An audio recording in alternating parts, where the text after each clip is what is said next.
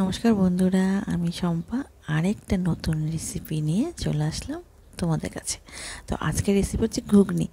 আমরা বাঙালিরা ঘুগনি খেতে প্রচণ্ডই ভালোবাসি, আর সেটা যদি হয় মুড়ি দিয়ে ঘুগনি তাহলে তো কোনো কথাই নেই। তবে হ্যাঁ, রাস্তার ধারে যে ঘুগনিটা বানাই সেটা টেস্ট তো আলাদাই, সেই টেস্টে কোনো ভাগ হবে না। তবে হ্যাঁ, আমি আমার মতো করে বানিয়েছি। আজকের রেসিপিটা আমি সম্পূর্ণ নিজের মতো করে বানিয়েছি। কিভাবে আমি ঘুগনি বানাই ইজি প্রসেসে, সেটাই তোমার সাথে শেয়ার করব। প্রথমে ঘুগনিটাকে ভালো করে ধুয়ে নিয়েছি। আর একটা কথা বলে রাখি, ঘুগনি আমি সারা রাত জলে ভিজিয়ে রেখেছি যাতে করে একটু নরম হয়ে যায়। তারপরে নুন আর হলুদ দিয়ে প্রেশারে আমি 10-12টার মতো সিটি দিয়েছি যাতে করে একটু নরম হয়। ওই যে বললাম, নরম না হলে ঘুগনিটা খেতে ভালো লাগবে না, দানা দানা থেকে যাবে। তাই জন্য 10-12টার মতো সিটি দিতেই হবে। আর আগের দিন ভিজিয়ে রাখলে তো ব্যাস কোনো কথাই নেই। তো সিটি আমার দেওয়া হয়ে গেছে, ঘুগনি আমার সেদ্ধ হয়ে গেছে। এখন আমি তেলে অল্প একটু জিরে ফোড়ন দিলাম। জিরে ফোড়ন দিয়ে এবার আমি তার সাথে একটা শুকনো লঙ্কা ভেঙে দেবো। তোমাদের যাদের পছন্দ না শুকনো লঙ্কা তারা স্কিপ করতে পারো, কিন্তু শুকনো লঙ্কাটা দিলে ভালো একটা ফ্লেভার আসে। আমরা খুব একটা খাই না, কিন্তু এই মাঝে সাঝে ইউজ করে ফেলে, কী করবো বলো, এখন সবাই হেলথ কনসিয়াস, তাই না? তো খাবারটা এমন হওয়া উচিত যেটা হেলথের জন্য ভালো, বেশি রিচও না আবার বেশি পাতলাও না। এবার আমি দিচ্ছি এখানে পেঁয়াজ। এখানে আমি 3টা বড় বড় সাইজের পেঁয়াজ দিয়েছি। পেঁয়াজটাকে আমি ততক্ষণই ভাজবো যতক্ষণ না এটা লাল হচ্ছে।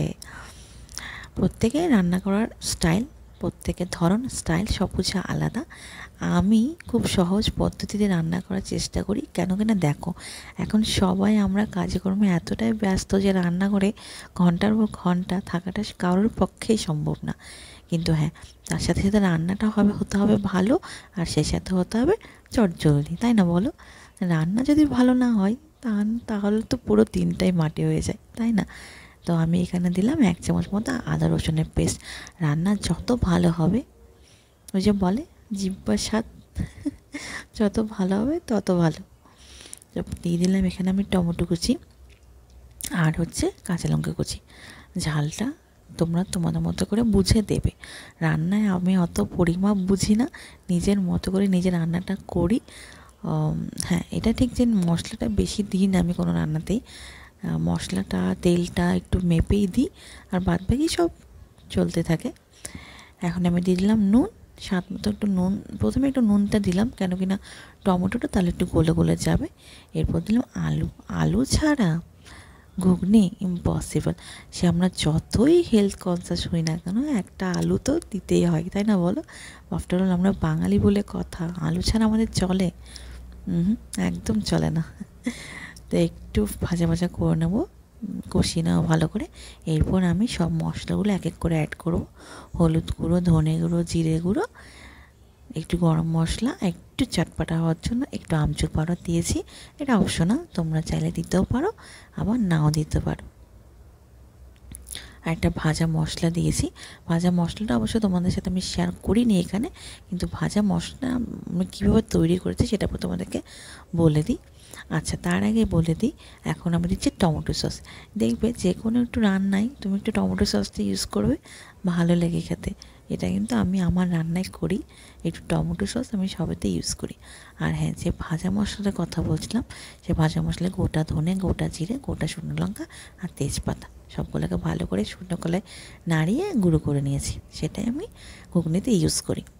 এবার সেই ঘুগনিটা, সেদ্ধ করা ঘুগনিটা দিয়ে দিলাম।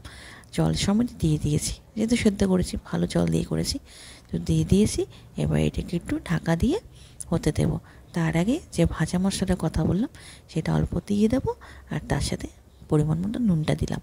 নুনটা যেহেতু আমি আগেও একবার দিয়েছি টমেটোটা গলার জন্য, তাই এবার একটু বুঝে শুনে নুনটা দিলাম। তো ব্যাস, আর বেশি কিছুই না, জাস্ট 10 থেকে 15 মিনিটস এটাকে আমি ঢাকা দিয়ে রেখে দেবো। এটা আস্তে আস্তে কম আছে হতে থাক, তারপর আবার ফিরে আসছি।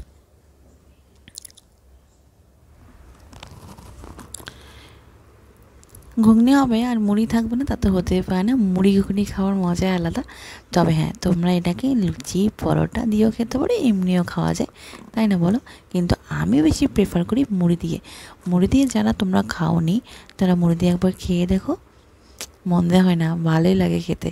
তো একটা বাটিতে আমি সার্ভ করে দিচ্ছি, আর তার সাথে উপরে ছড়িয়ে দেবো বেশ খানিকটা পেঁয়াজ আর কাঁচা লঙ্কা। পেঁয়াজ কাঁচা লঙ্কা ছাড়া ঘুগনি ভাবাই যায় না। বেশি একটু ঝাল ঝাল হবে, আর একটু আমচুর দেওয়াতে একটু টকটক হয়েছে।